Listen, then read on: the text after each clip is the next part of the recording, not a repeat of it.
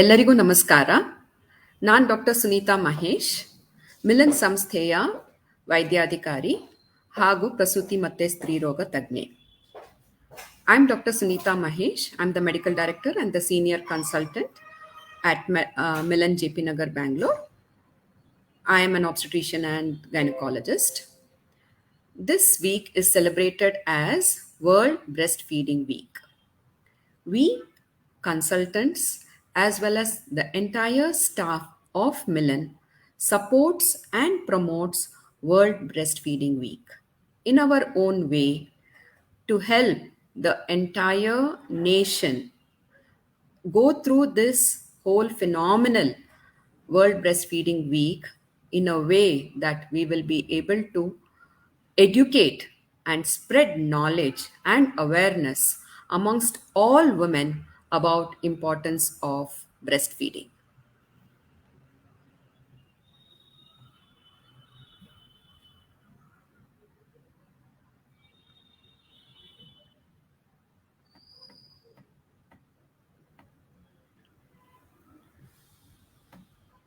So Rabindranath has stated that nature has designed the provision that infants be fed upon the mother's milk.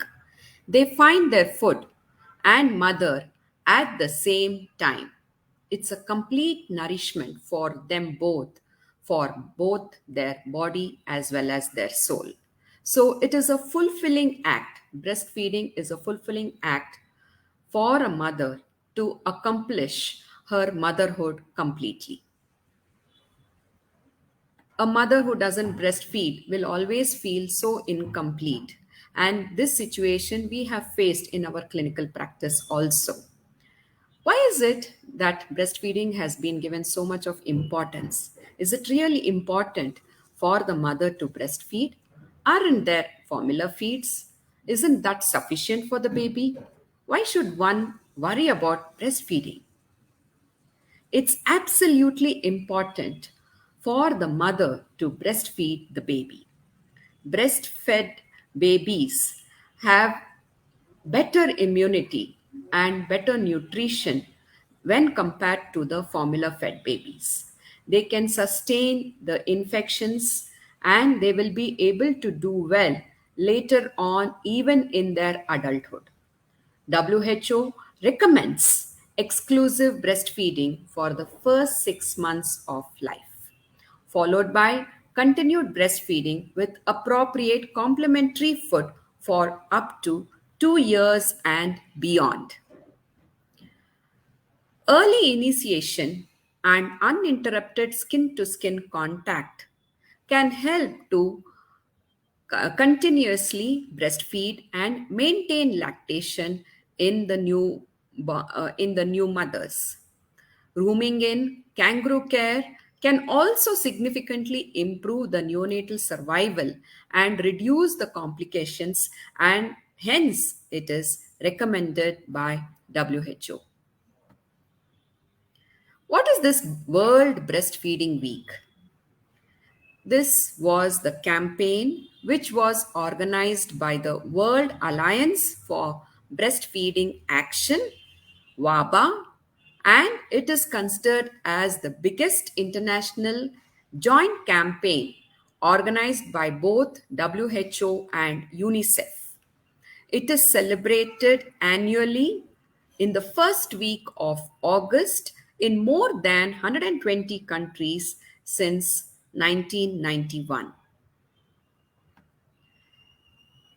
We at Milann do definitely promote and support World Breastfeeding Week by understanding the common problems faced by the mothers while breastfeeding, to understand the reasons why these problems arise and help in management and prevention of such problems.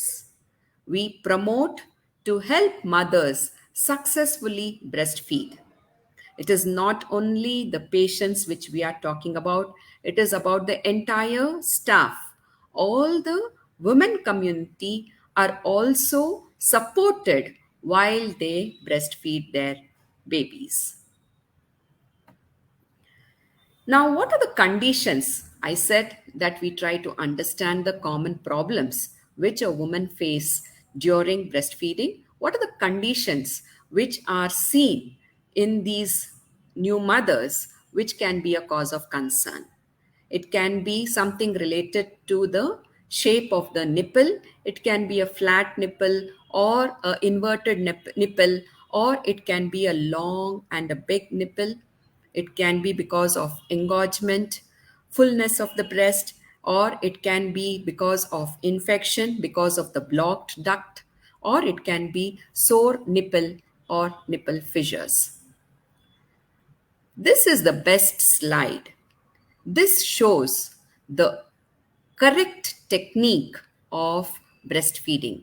This shows how the baby has to latch on the areola of the breast and not the nipple. If the nipple is allowed to be suckled, it can give rise to problems to the mother. The mother should be educated. In this picture, you can see how well the baby has latched on. So, the black area completely goes into the baby's mouth.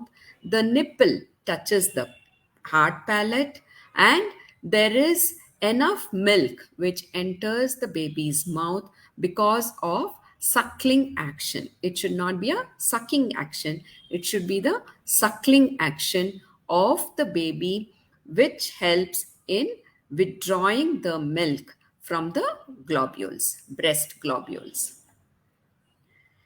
Now, if this is not okay, if this positioning is not okay, it can give rise to sore nipples, it can give rise to fissures, and fissures can give rise to infection. If the milk is not sufficiently being removed by lactation, it can give rise to engorged breasts, and the mother feels that the milk supply is insufficient, and baby is also very fussy, it cries excessively, it becomes frustrated, refuses to suckle, and once again this gives the notion to the mother that there is reduced milk supply to the baby fails to gain weight. So it is like a cascading effect of the poor suckling position. Now, the reasons why this happens, it can be a problem with the mother, it can be a problem with the baby. If the babies are bottle fed, then there is confusion. The baby doesn't know how to latch on because the way it takes the milk from the bottle has a different mechanism when compared to the breastfeeding. Also, it can be because of lack of skill support, lack of traditional help and community support, and sometimes it can be a part of negligence on the healthcare workers not educating the woman how she needs to hold the baby. So, this can be tackled by appropriate knowledge awareness, creating knowledge awareness amongst the mothers about the correct technique, correct position of holding the baby. Now, coming to the problems with the nipple. So it can be a flat nipple or it can be a inverted nipple. So here in this image, we can see a inverted nipple as well as a flat nipple. So now how should we manage the problem with the nipple shape? Antenatally, is it helpful?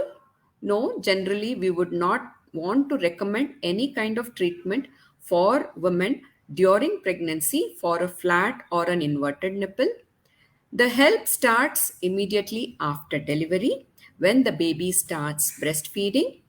We initiate breastfeeding within 1 hour after delivery to initiate as well as to maintain lactation. This way, we help to build the mother's confidence and we help her to position her baby correctly, and also help her to make her nipple stand out to have the baby feed better on the breasts. And there are techniques where we help the inverted nipple to get erected outside with the help of syringes. Now, this is a image of a sore or a fissured nipple. This is also because of a improper latching. So, how do we manage this condition? We try to see the position of breastfeeding, examine the breasts, examine the baby, because fissure can give rise to candidial infection in the baby. So, we examine the baby. And how do we treat it?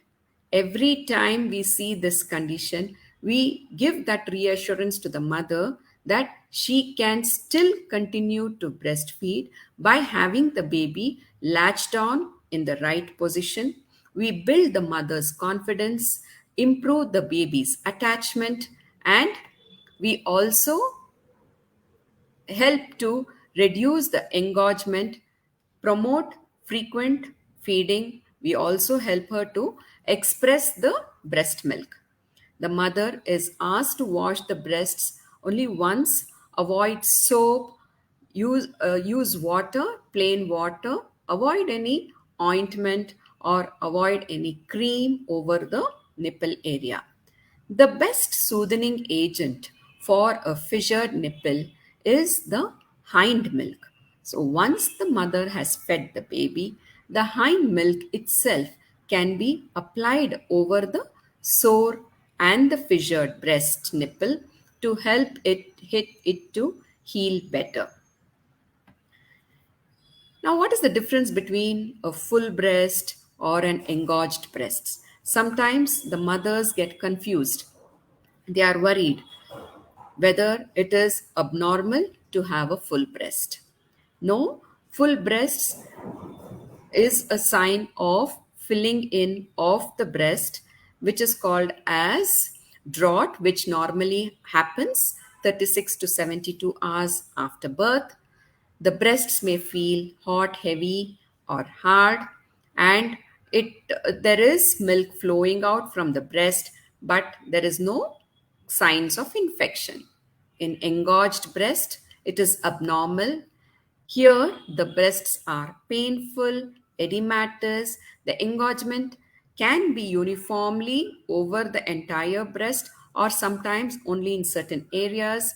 It can be with a tight nipple, and the skin can be shiny. There is no milk flowing, and there will be evidence of infection like fever.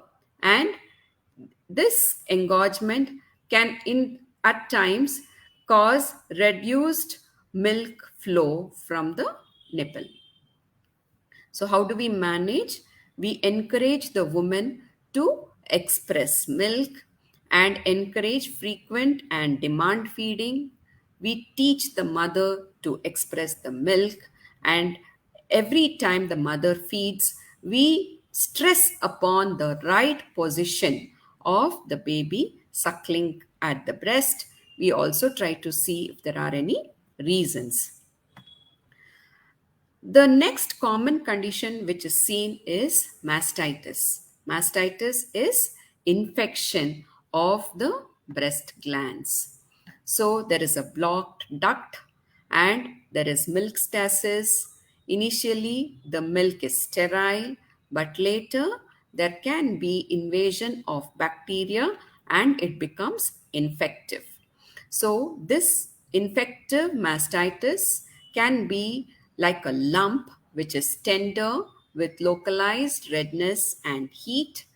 Sometimes it still feels okay for the mother, but as the infection progresses, there will be signs of infection, and the mother can have fever and will start feeling sick.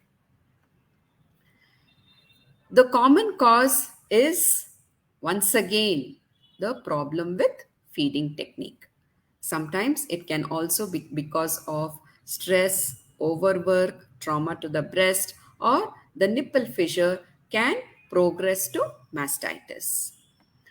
Now, the treatment is initially help her to express the milk, find the root cause, look for proper attachment, look if there are any technical abnormalities while feeding, like the mother tries to give pressure with clothes or with fingers.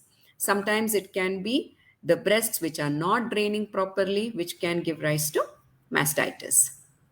So, in case of mastitis, we encourage frequent breastfeeds, help the mother to express milk by massaging towards the nipple with also the help of warm compresses. In addition, some women will also require antibiotics and analgesics. If breast mastitis is untreated, it can progress to abscess. So, abscess is formation of pus in the breast, and in these conditions, it is absolutely necessary to go ahead with medical treatment. We cannot just be trying to do some conservative management with some compresses. These women can present with evidence of infection.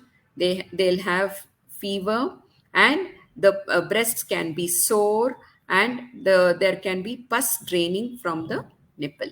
Incision and drainage is the appropriate treatment for breast abscess. These women will require antibiotics for a period of 5 days to a week, and we should never suppress the milk with suppressants.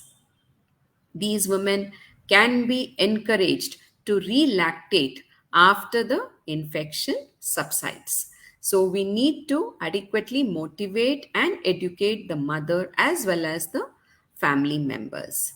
Stimulate the breasts by repeated suckling. Sometimes we can also use galactogogues like domperidone or metoclopramide.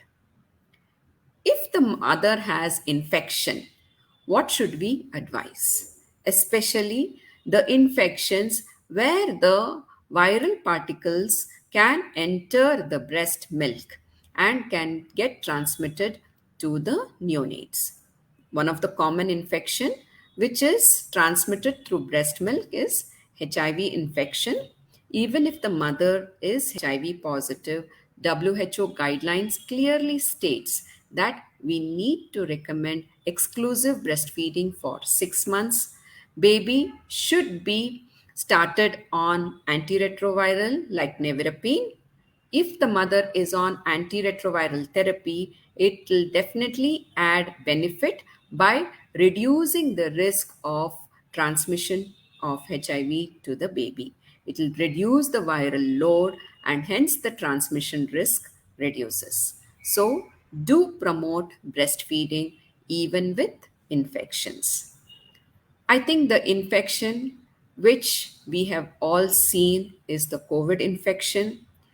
We have promoted breastfeeding even in COVID infected mothers, provided they are not on ventilator support for respiration.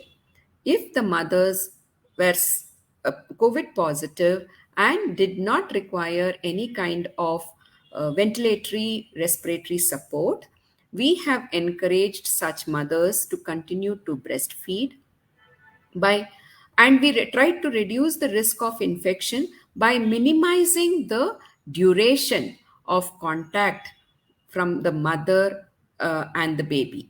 So this way we have still promoted breastfeeding even in COVID positive mothers. So now, there are some cues which the mother can take while starting to breastfeed. So, these are the baby feeding cues or the signs. The early cues, the baby shows some sorts of action like stirring, mouth opening, trying to turn the head, seeking for the feed. The mid cues are it starts stretching and increasing the physical activity, starts putting its mouth hand into the mouth. The late cues are when the baby becomes very irritated, starts crying vehemently, and the baby turns red. So we need to take the early cues and tell the mothers to feed when the baby starts having the early cues. If in case the mother fails to feed with the early cues and the baby becomes irritable, the baby needs to be calmed down before feeding. Now, to promote breastfeeding, we also encourage mothers to store the breast milk. So, in case it is a working mother who needs to come back to work, we tell them to store the breast milk by expressing the breast milk.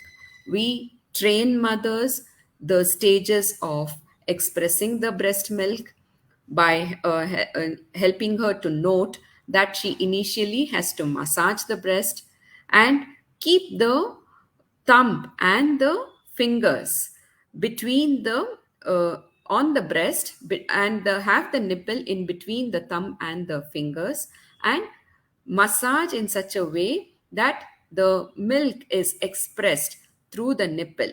The massage is from upper downwards, from lateral to medial. We state that the breast milk can be stored in a container in a tight with a tight lid. It can be stored for up to 6 to 8 hours at room temperature and for up to 24 hours in refrigerator. Before feeding the baby, the breast milk can be thawed in a container with lukewarm water. Never heat or use a microwave. Use within 2 hours after thawing and never refreeze after thawing. These are the take home messages for working mothers. So finally, everything has some principle of prevention. Prevention definitely goes a long way. Prevention is better than treatment. This is what we have been taught. Prevent and correct problems to encourage successful breastfeeding. So, this education starts in the antenatal period. So, we have a support staff lactation consultant who can counsel and who will help the mother to go through this whole process of breastfeeding in a smooth and a successful way. These are the points to be noted. We need to avoid the prelacteal feeds. We have to initiate breastfeeding within 1 hour of delivery if the mother is stable. Ensure good suckling position and promote frequent feeding. So, in conclusion, problems during breastfeeding are common. Prevent by good support and counseling. Identify the problems early and give resolution, which is very, very essential. Help mothers to successfully breastfeed. Thank you.